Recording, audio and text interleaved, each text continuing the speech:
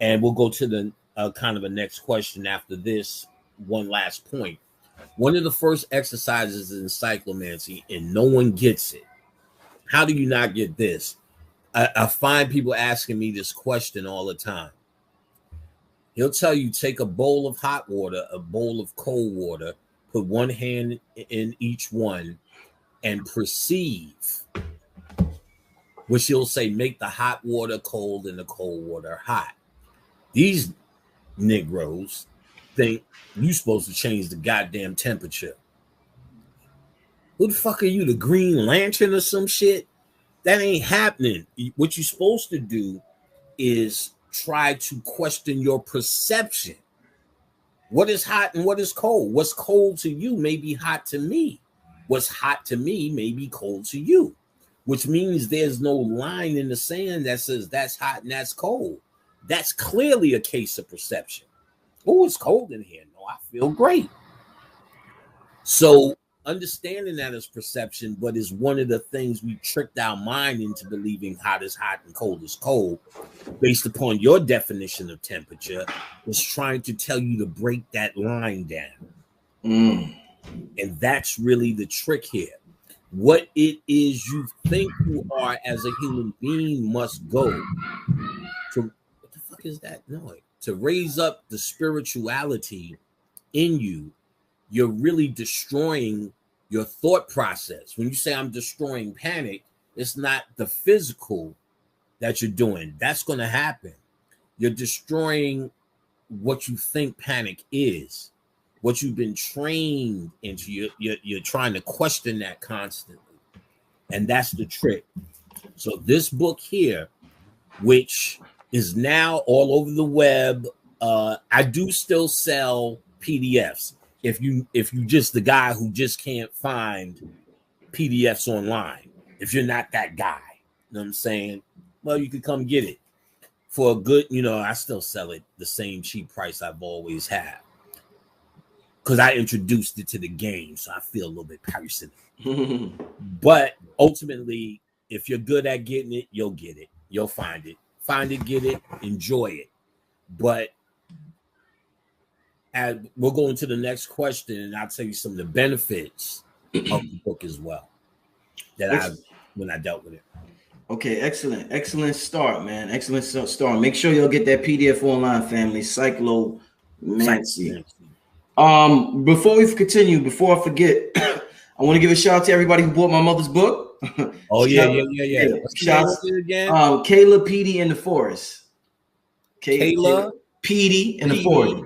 And the florist. Yeah. Shout out to everybody. That illustration is it's crazy, right? I can't wait to put that in my I want one signed one for my granddaughter, but I'm gonna get a few copies. Okay. I know some Khadijah may know some kids we can pass it out to crew like Courtney. We got some folks.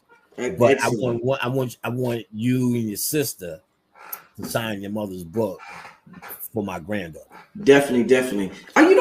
I need to tell you a ritual my mom used to do too. I don't know if I'm gonna say it on this show or off here, but later on we'll get into that. I'm gonna see how we flow, but because I want to get your opinion on something that I borrowed from her and that I continue. That's crazy effective. The magic is crazy effective. You know what I'm saying? Right. But anyhow, before we're about to start the questions, family. Shout out to everybody who got it. If you didn't get it, the link is in the description. My mom got a book she wrote before she passed away. It was her and my sister. She wrote it with my sister. My sister just published it. It's available now on Amazon. I want the family to go out there and support it. If you have children, if you know children, you just need it. All right. I think it's like $7.99 or something like that. Real cheap book. But thanks for everybody who supported, man. It means a lot to me, family. All right. Good. Okay. I'm glad they rocking with that. I love to see that. Yeah. Got a lot of support. Good business. Got a lot of support. Shout out to Cafunia, Mr. G, everybody who bought and supported. King Simon, everybody who showed Billy Carson bought 21 copies. Everybody who bought and supported. All right, family. All right, let's continue to get into the show. Now, this is amazing. Death is something that has mystified humanity for forever. I want to ask you, I guess to start out with panic. Yes. We're talking about, psychic power, death, and life after death. All right, so from what I understand, when we say the word conscious, like we got the word conscious community or consciousness, consciousness kind of flickers off and on like a light switch. So I'm glad you said. I'm it, already where you're going. I love it. it seems like we dead half the time anyway, because it's flickering on and off in this realm and another realm, because we're multidimensional. So what I'm getting is that half the time we're here, half the time we're not here, but it's happening so fast we don't realize it because of how we're taught to perceive reality. So my question to you, Panic, would be is if we're multidimensional, what percentage of our consciousness is even actually in this realm to even experience this realm? I don't know if you could really put a number on it, but let's say we had to, then I'm going to use the same 10% of brain power that they say you have, or the 10% of tide you give up. Yeah. If I had to put a number on it. But the first thing I want to say is this, to set the record straight, and you would know anyway. Consciousness does not mean you have knowledge of self. Right. Those are actually two different things. Consciousness came about when more and more were gathering, and people were gathering from many different places. But when that gathering happened, no one argued, no one yelled, no one felt anything. Everyone just gave an offering, and everyone perceived it as just information that it was up to you to accept or reject. Now, the person that would show up would be called conscious. Doesn't mean he knew anything. Right. He was classified as conscious as a description, because that description meant something in the regular world didn't sit right with him. He doesn't even know what it is yet. But he's conscious because he's not sleeping like everyone else. So we just generally said conscious, he's here, he's conscious. But it does not mean it's knowledge of self.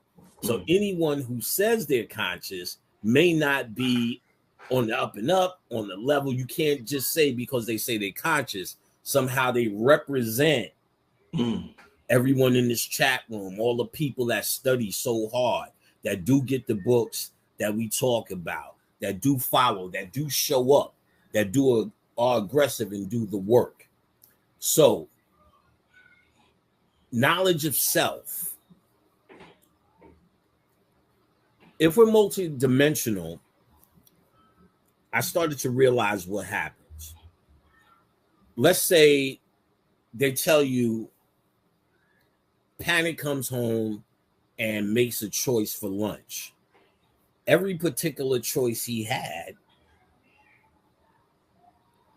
is being played out somewhere. Spaghetti, ravioli. If Panic still ate beef, then whatever beef. That it could be endless just off for lunch.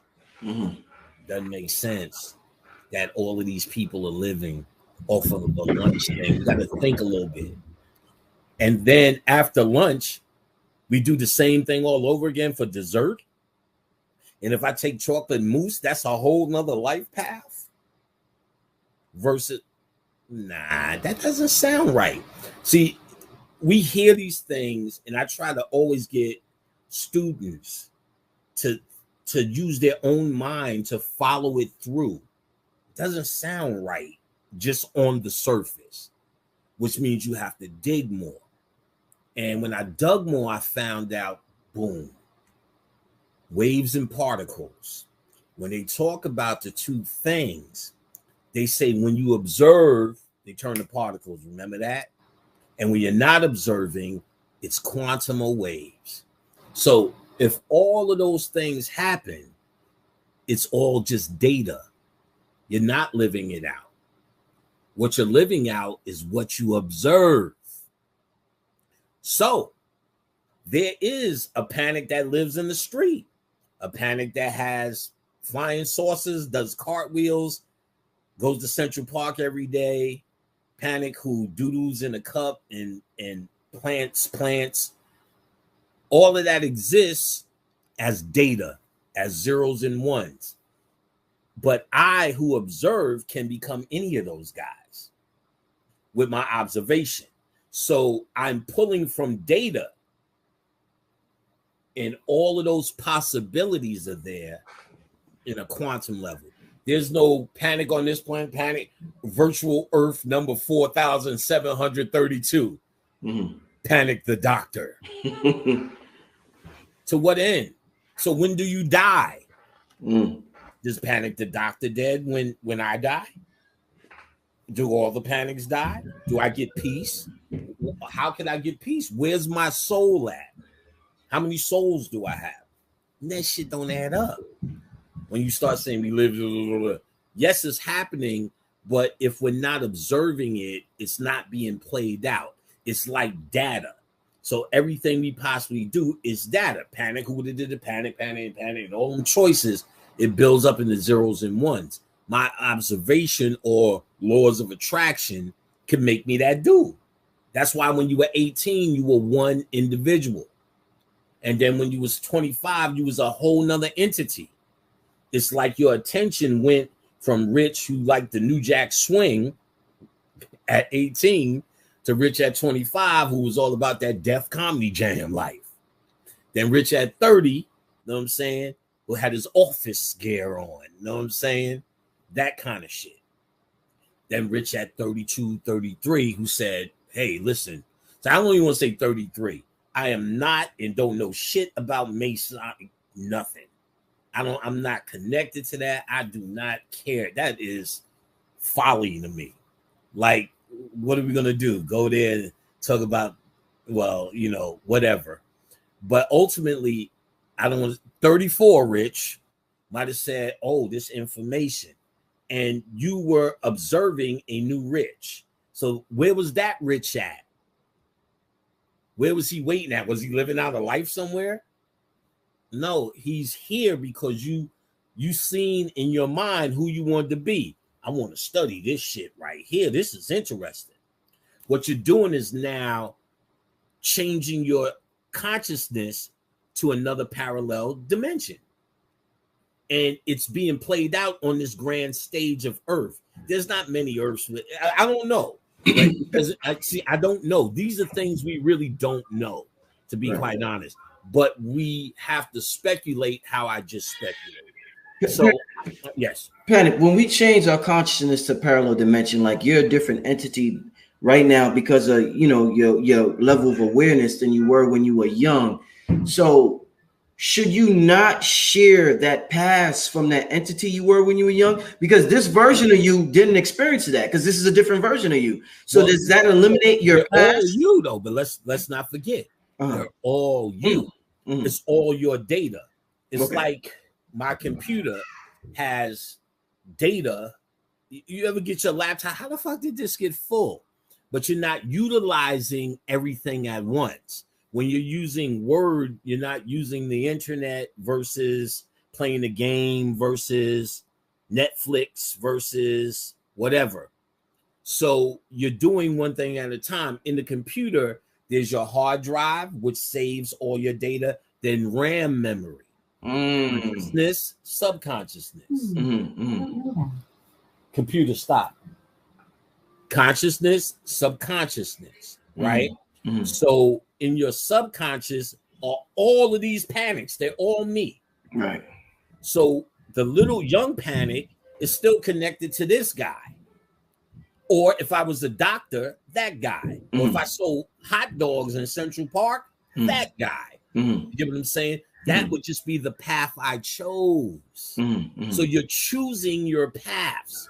During slavery and this Holocaust, what white people try to do is get in your head, mind control you into picking paths that they want you to choose.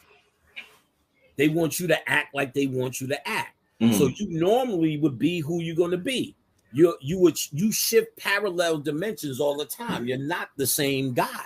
I'm not even the same guy when I started speaking on Blog Talk. You know that morning. I'm more crass, more what the fuck, nigga. And you just learn while it's seeming like you're learning more, but you're shifting consciousness. We say it all the time. So what is that?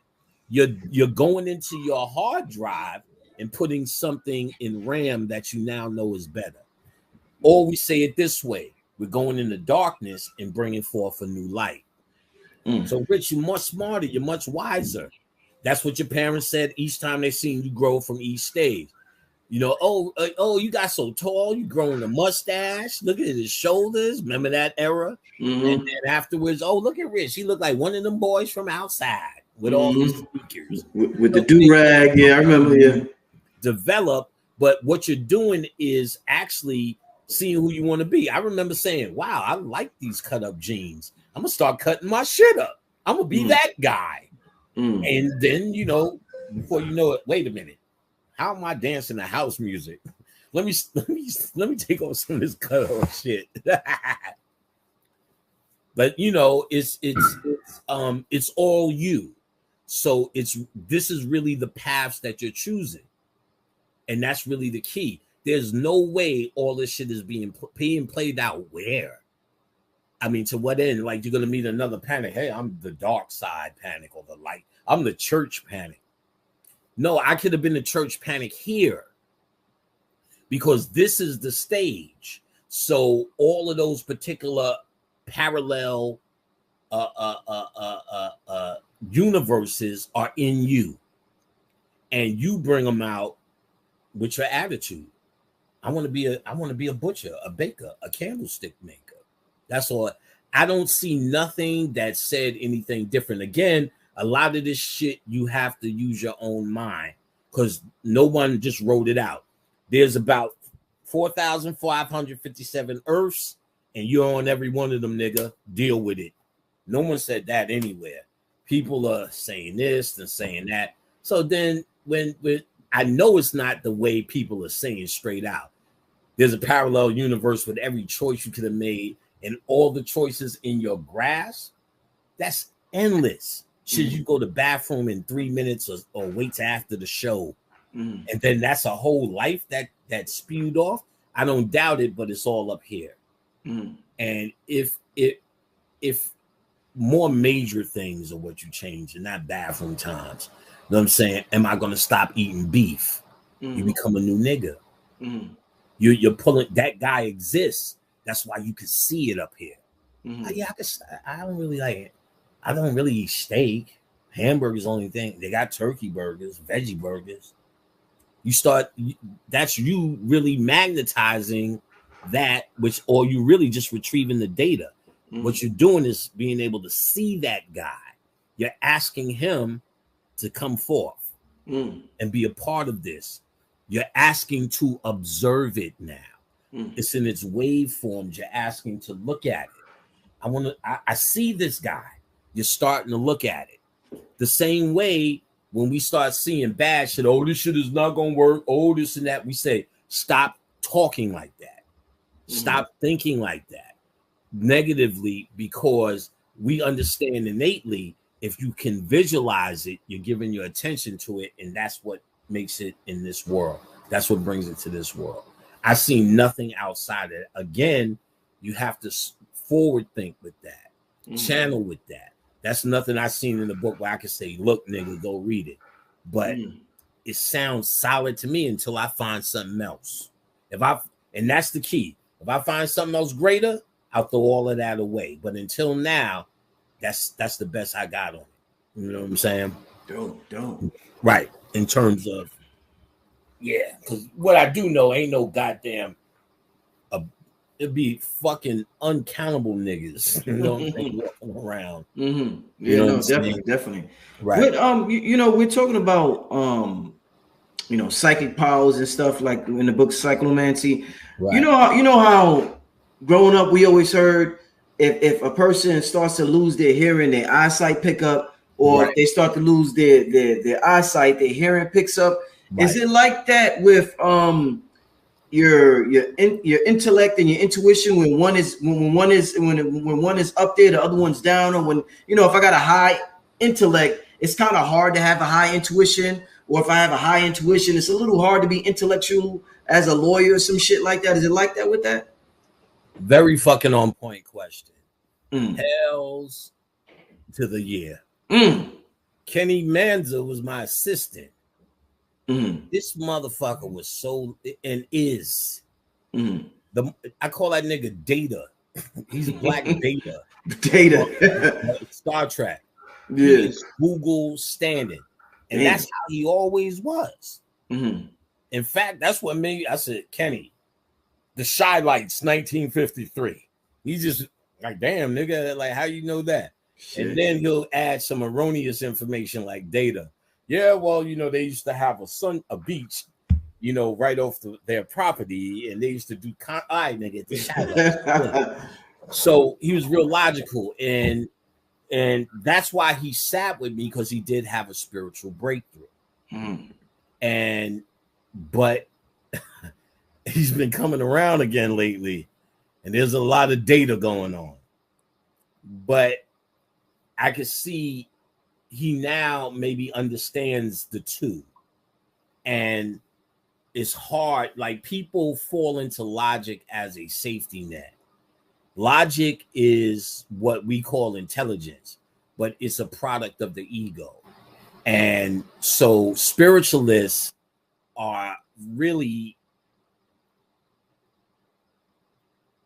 the very question you ask is, I'm a product of someone who knows how to be intellectual and spiritual. That's a hard thing. Right. Bobby knew how to do that. Mm-hmm. So when Bobby met me, we kind of bonded because you don't find many. If you notice, in each time, you can tell, even the last thing that all of us did, you had Brother Phil and Billy, who were logical. You see me, I'm laughing, giggling, still can make jokes. I don't come with logic. It's like I come a whole different way, and I know how to do that. I know how to speak from the spirit, but I also know how to take your ass through a book escapade as well. That's hard. That's very hard for folks. And I see it's really one or the other a lot of the time. And once I start associating in class logic with the ego and explain that in detail, some people see their plight, but some people you can't see. It's like you can't see what your nose looks like. So they try to even understand it with logic. They can't just get out of it. I've seen that problem before. So that's a big deal. You got to understand the nature of logic and the ego. People still think you got to beat your ego, eradicate it. You need to understand it and appease it where it needs to be appeased. Put it in its proper place. It's under you. What we have, it is it running us. And that's where it's really out of order. It's what we lead with. It's what we think we are when we come in pontificating. And it's just the observer. It's just the observer. It should be, your intellect is how we should interact in, as human beings. It is a human trait. Again, it's a product of your ego. So your ego doesn't want to sound stupid. You don't want to sound stupid. That's right. In Mind Control 101, that's one of the 7 things. You don't want to sound like an asshole. So your ego doesn't want that. So what does it develop? Intellect. And you hide behind big words. You hide behind your outfit and your ability to not laugh when the joke is told that may be a little bit niggery. Oh, this nigger. You know what I'm saying? So when I see that, I understand the falsity of it. You're trained in understanding. You're trained to look for that. So I can meet you, let's say, for the first time and talk to you. No, I'm speaking to somebody just from this conversation who's coming to me from his heart. Then I know niggas that's coming from me trying to get likes and a great show and all, which we all should be trying to do. We shouldn't make our shit shabby, but we shouldn't stoop to low levels to get this across. This is about love and the heart. And this is about teaching, not about really hits in a fan base. So I can tell that when I'm interacting with people, because you can tell if they're coming with their ego, because that's what they lead with, because that's what protects them.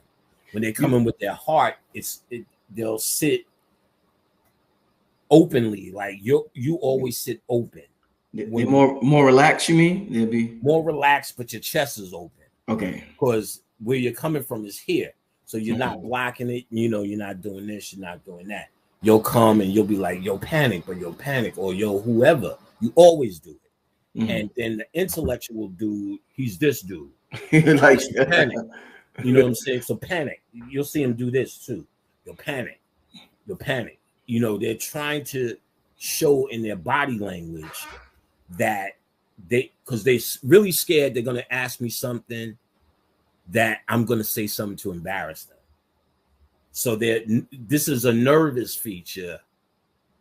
Like you thinking. So you're showing me that you're thinking, okay, nigga, let me, all right. Or, that, so you're trying to show me that kind of guy. And so that tells. I said, okay, this person, I'll see how hard they're in their intellect, i.e. hard hiding behind their ego. And that tells the story of them. They've already revealed themselves almost before they started talking. And that tells me how much spiritual work they did, because the intellect doesn't get it in the spirit work. We talked on Wednesday slightly and lightly about ancestors, but you can't get everything across. But one of the things I will say just flat out, you ain't getting in with the intellect. You know what I'm saying? And that's what we told Kenny. He went home and worked his ass off on that. And next thing you know, he was dancing with Little Richard.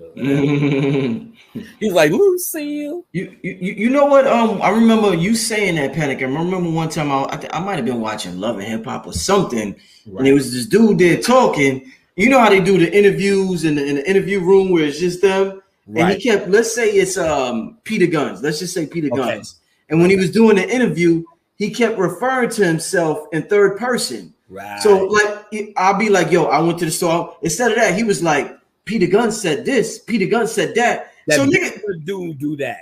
Who? The one with the big lips. Who? And I hate to be just classifying that way. He's from Love and Hip Hop Atlanta, and his mom's is on the show too. He talking Scrappy, yeah. Little Scrappy, yeah. They all talk about themselves in the third person. But now what I want to ask is that how we're supposed to refer to ourselves? Because the ego. I don't fucking know. That's when you're gone. That's when you go. Okay. That's when you're gone. This is called know thyself, not know that other guy. Yeah. If you listen, a classic telltale sign of a nigga's fronting is when he refers to himself in the third person. He doesn't believe it. Panic isn't real. If I'm saying Panic will do that and Panic will do that, that means Panic said so many lies that I literally subconsciously have separated myself from. There's niggas in the conscious community started referring to themselves in the third person. They told me everything I needed to know before everybody already figured out whatever. And that third person thing. So I've always noticed that the person that does that doesn't want to deal with themselves in some sort of way. They put themselves in the corner. So that's like saying, that nigga Panic, man. That nigga, he just ain't saying he get me sick yet. He's just saying, yeah, you know how Panic do it, because Panic gonna come in, and Panic gonna be doing this, and Panic gonna do that, Panic gonna do that. You know what I'm saying? Nigga, that's you. And then, or the other thing, like Beyonce did, made a character called Sasha Fierce. Right. Let me do you this. Let me hear you this. I never shared this with you. Panic is a character, my nigga. Yo, I remember this shit like the day is long, and we all fucking do it. And it caught me. I blew my mind when I got this channel. We used to get flyers. We used to there was a skating rink called USA. We gave out flyers for shows that we did, me and this guy DJ Hot Day. So we always had flyers stacked up somewhere that was already outdated. So all we did was get high. Me and Dane get high. Yo, let's go draw. Then I would go to the front, get the flyers, and I would draw Panic, and I would visualize who Panic was. Panic. Now, it started when I was 13. Dane actually picked the name for graffiti. That's all it ever was. I was drawing in the neighborhood, panic. And I just kept visualizing who Panic was. What I was doing was channeling Panic. I was Larry at the time, but I visualized who I needed to bring here to do the work. I brung Panic here. Panic is destined to come here at a certain time in this body. That shit is real. Never told you that. Now, kept channeling him, and I would visualize what I thought Panic was. And I had to be 17, 18. So I'm thinking of my life. You know what I'm saying? How it was going to be. How it was going to be on the street, more or less. So now, from graffiti, niggas in the street is calling me Panic. So you graduate to that level. And I already knew who the character was, which is he existed in a parallel universe. But see, I'll do you one better. All of those parallel universes were Larry's. That were Data. Panic came from a little bit higher. That's why it took long for it to descend. Then ultimately, I stopped calling myself Panic. I was working IT, wasn't doing it. When I met Shabazz, the first day, he said, "What's your name?" And something said Panic. I just told him Larry. I said Panic. He said, all right, you know what I'm saying? And it was like that was the purpose of it. But it's a channel. I just drew it every day and pulled it down. The same way that nigga name is Hands and Dirty and Liquid and Stuff. You know what I mean? These names that we see all over the street, you know what I'm saying, is like characters that you make and you create. Everything is a character. Right. This is a stage. Everything is a performance. So yes, you know, it was something I pulled down. And think in hindsight, I was able to see that. You know, doing a lot of talking to B.O.B. He's actually really good at his shit, man. Like